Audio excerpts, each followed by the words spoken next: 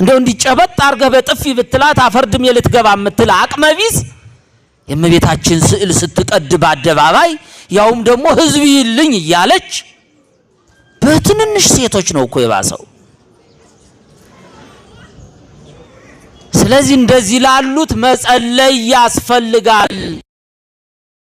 ወደ ቀልባቸው ወደ ልቦናቸው እንዲመለሱ መጸለይ ነው። ክርስትና ይህን ሲመታ ይህን ስጣው አይደል እንዴ? መጸለይ ያስፈልጋል።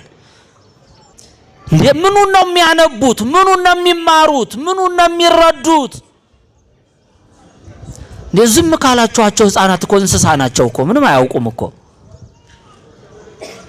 ስለዚህ የትውልድ ብልሽት ደግሞ ለሀገር ይተርፋል። የሀገር ብልሽት ያው ምን ተረፈና? ስለዚህ እንደዚህ ያሉ ደፋር ያውም ሴቶች እንደው በተፈጥሮ ለባህሪ እንደው ያስቸግራል ጎርመስ ሲል ተብሎ ወንድ ልጅ ነው እንደው ጎርመስ ሲል ባህሪው ያስቸግራል ይባላል።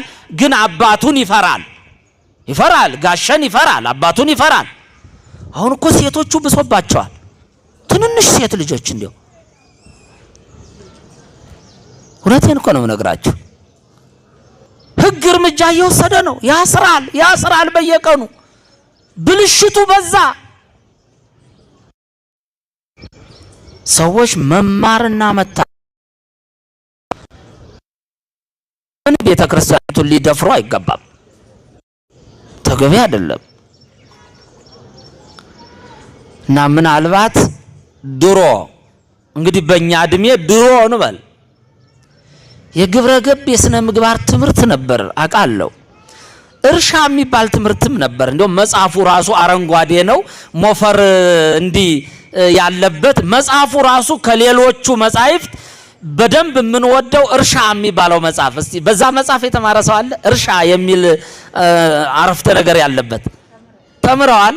እናንተስ እርሻ በሚለው መጽሐፍ የተማረ አለ? የለም። አንተ አልተማርክም? አልተማረም ማለት ነው።